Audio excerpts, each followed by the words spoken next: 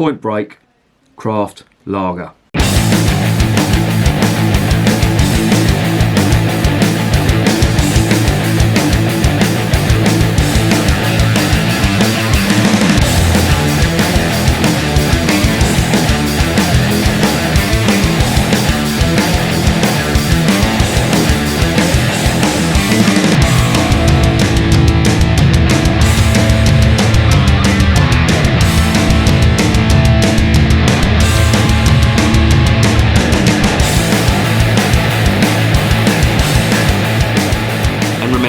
Life is too short to be drinking shitty beer.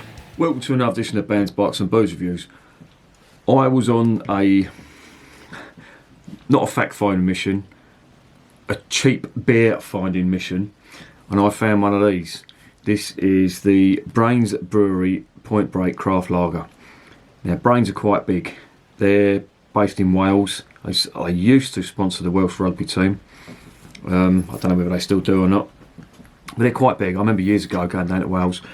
I had a couple of mates down in Cardiff, and they used to brew Hurleyman's lager, Brains bitter, and some other stuff as well. And they do quite a lot of stuff. There's a London Welsh Centre that I go to occasionally. I haven't been there in a while, but they do all the Brains stuff there. It's pretty good. This is their craft lager, and it's called Point Break, and I imagine it's from named after the film, the surf film with Patrick Swayze. There was a remake of it as well. I thought it was a pile of shit, but there you go. Yeah, so it's a free 30ml can. This was 99p, which ain't bad. So you can't really knock the price. 4.5% of the volume. It just says craft lager. Brains Craft Brewery. I think what they're trying to do is they're trying to break into this craft brewery market by putting the stuff in the cans, and you've got to be careful of these because Marston's do it, a lot of supermarkets do it. They sell what they call craft beer. They get it brewed by a macro brewery, and it's just shit basically. So I'm wary of these type of beers, but as I always say, let's just let the beer do the talking. And what does that smell like? Not a great deal coming out of the can. Little bit of citrus, bit of malt, but not great aromas. Let's see what's going on in the glass. Let's pour this out. I know nothing about this. I just saw it sitting on the shelf on special offer for 99p in Lidl, so I thought I would give it a go. And here it is in the glass. Oh wow, is it? It looks a little bit cloudy actually. So that might be unfiltered lager. Interesting. And there's a little bit of sweet fruit on there and citrus at the same time. Interesting. Lots of carbonation in that. I don't know if you can see that. It's a light golden colour. Fair bit of carbonation. Let's get it down the hatch and see what's going on. Bottoms up.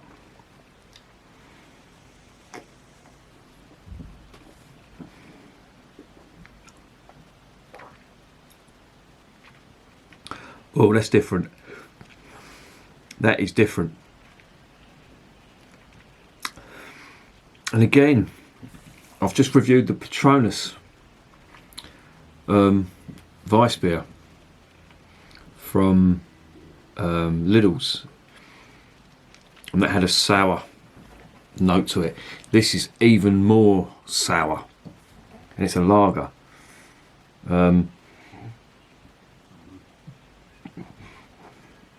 I'm not sure your average lager drinker is going to like that.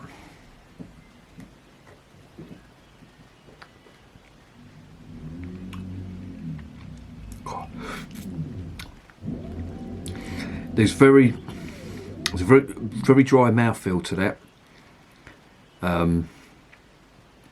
The citrus is like, if you can imagine, bitter grapefruit. When it's making this taste like a sour. If somebody handed this to me, both looks and taste-wise, this tastes like a sour beer. No, one of them American-style sour beers.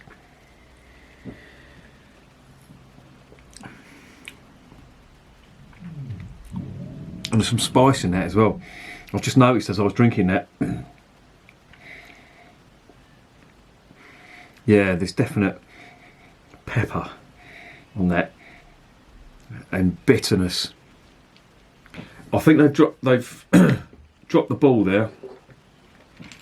They should have called that a sour beer, and rather than a craft lager. It's not a craft lager, not to me. That tastes better, I think. It's almost like a sour.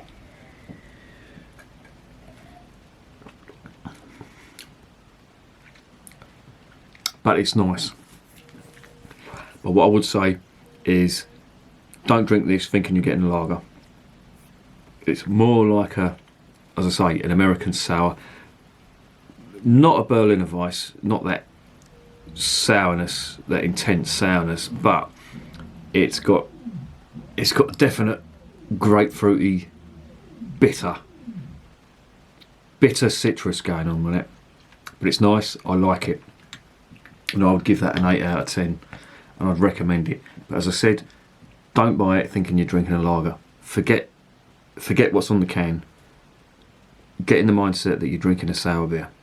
So if you're going to be drinking this, if you don't like sour beer, don't drink it. If you like his sours, try that. It's not intensely sour, it's mildly sour, but it's nice. I like it. Well done, Brains. 8 out of 10. And remember, beer is working class champagne.